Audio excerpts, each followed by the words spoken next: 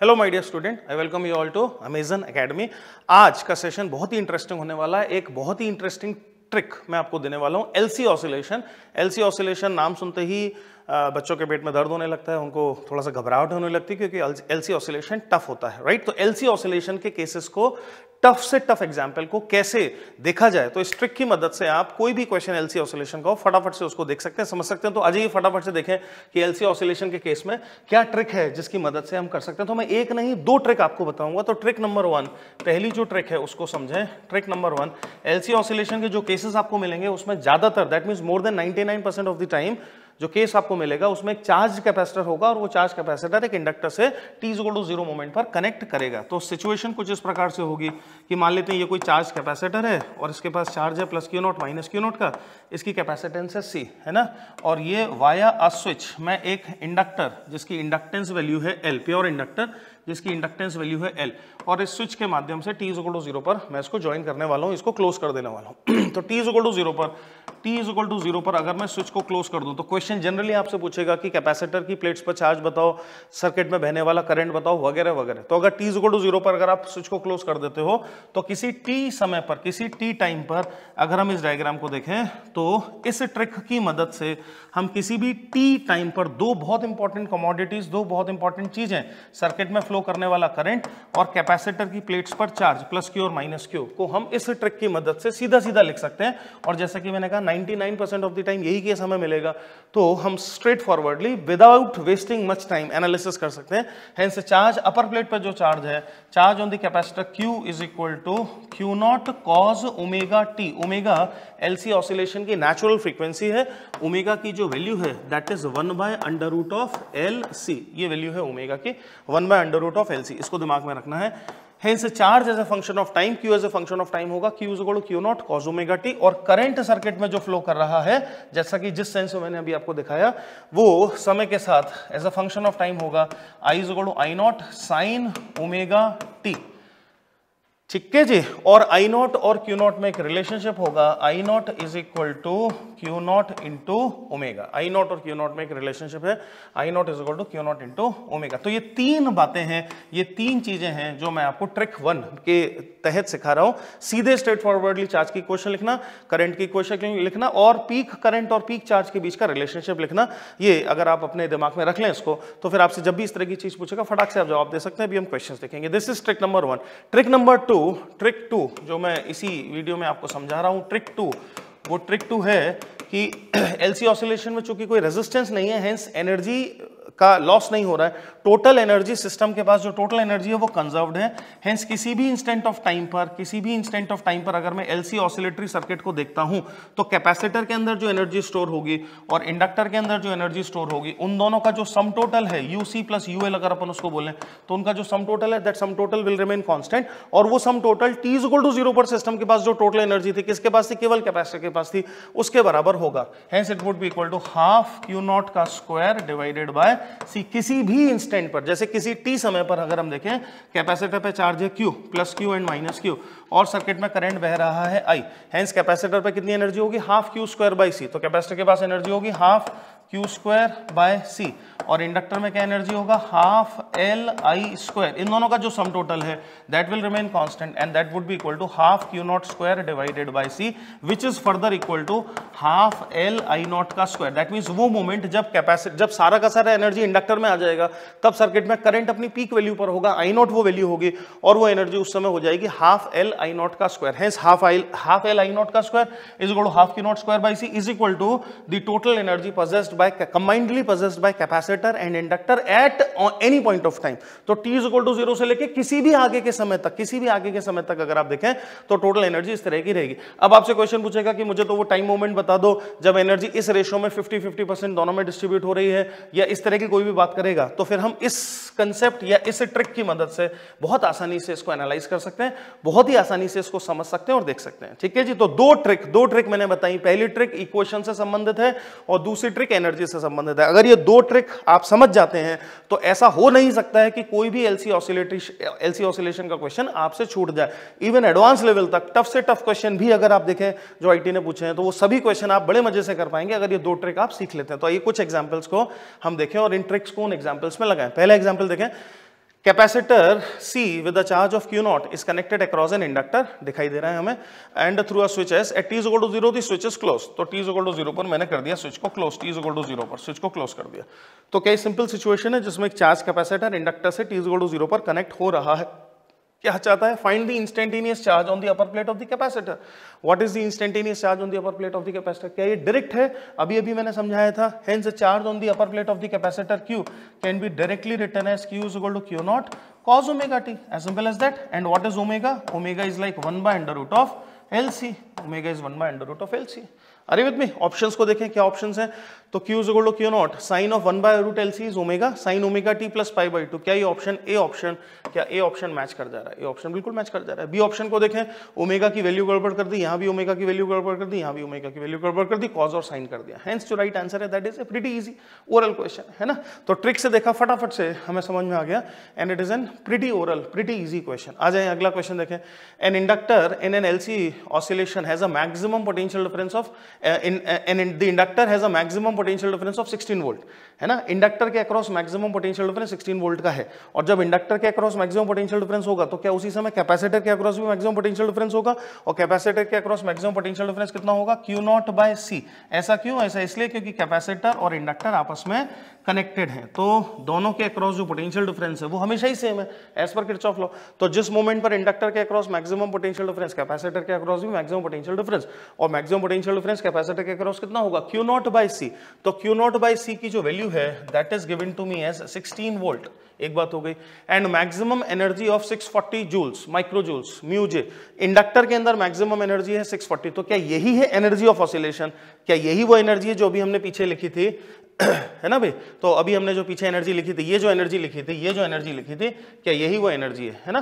तो यही वो एनर्जी है. हेंस क्या मैं लिख सकता हूं? हाफ Q naught का square by C is equal to कितना है? 640 into 10 to the power of -6 joules.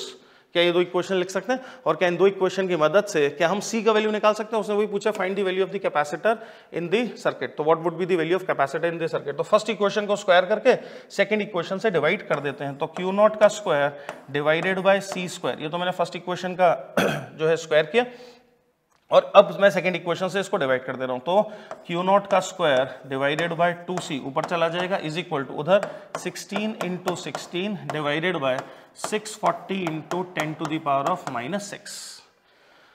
right. So everything gets cancelled, C and the C gets cancelled, right. So this becomes 2 8s are 16, 8 8s are 64, 0 16 5s are 80. Hence capacitance C is equal to 5 into 10 to the power of -6 farad, which is 5 mu farad, है ना. उसने पूछा find the value of the capacitance in micro farad. तो answer हो जाएगा कितना? Answer हो जाएगा 5. तो value of capacitance would be 5, as simple as that. अच्छा जी, नेक्स्ट क्वेश्चन देखिए, बड़ा इंटरेस्टिंग है, अच्छा क्वेश्चन है. देखो जरा क्या कहता है. A condenser is capacitor only. A condenser of capacity 6 microfarad is fully charge using a 6 volt battery, right. So capacitor is fully charged, the battery is removed and a 0.2 millihenry inductor is connected across the condenser. So charged capacitor is connected to an inductor. The current which is flowing through the inductor when 1/3 of the total energy is in the magnetic field of the inductor. 1/3 of total energy is in the magnetic field of inductor. So 1/3 of total energy, right. Total energy is half Q naught square by C, या half CV square भी लिख सकते हैं क्या total energy को. तो half into C, half C into जो initial voltage था, बैटरी का जो वोल्टेज था मान लेते हैं V0. तो जो 6 वोल्ट की बैटरी है इसको V0 बोल लेते हैं, और इसको मैं C बोल लेता हूं. तो क्या हाफ C V0 का square was the total initial energy of the system. क्या this is the energy of the system. इसी को half Q naught square by C लिख सकते हैं. इस केस में Q naught नहीं देके उसने बैटरी का पोटेंशियल दिया है, तो हम हाफ C V0 स्क्वायर लिख ले रहे हैं, है ना. Energy of the capacitor. तो half C V0 square is the energy of the capacitor which is the energy of the system. और इसी एनर्जी का 1/3 is in the inductor in the form of magnetic field. Hence इस energy का 1/3, इसका 1/3 is the energy possessed by inductor, है ना. is the energy possessed by inductor, and energy of inductor is half Li square, So this should be equal to half into L into I का square, where I will represent the instantaneous current at this moment.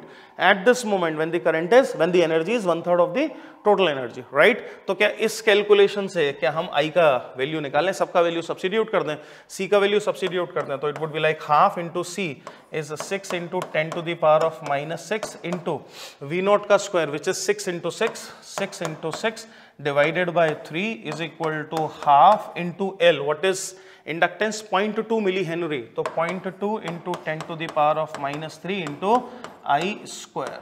These would be the calculations. 6 cancel हुआ, ये 0.1 बचा, 0.1 और 10 to the power -3 10 to the power -4, 10 to the power -4 इधर 10 to the power -2 रह गया, and 6 into 10 to the power of -2 is equal to I square. What is the value of I? 0.6 amperes.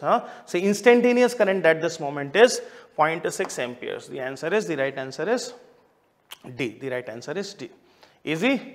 समझ में आ रहा है? It's very easy. Just use the trick and it becomes very, very easy. Next question. Question number 4. In an LC circuit, the capacitor has a maximum charge of Q0. Then the value of di by dt maximum. What would be the value of di by dt maximum? Because both of them are connected in parallel. So at any point of time, the potential difference across capacitor and the potential difference across inductor would be same. Is it not? Hence, potential difference across capacitor at any point of time is Q by C, and potential difference across inductor at any point of time is L di by dt. तो di by dt की maximum value कब होगी?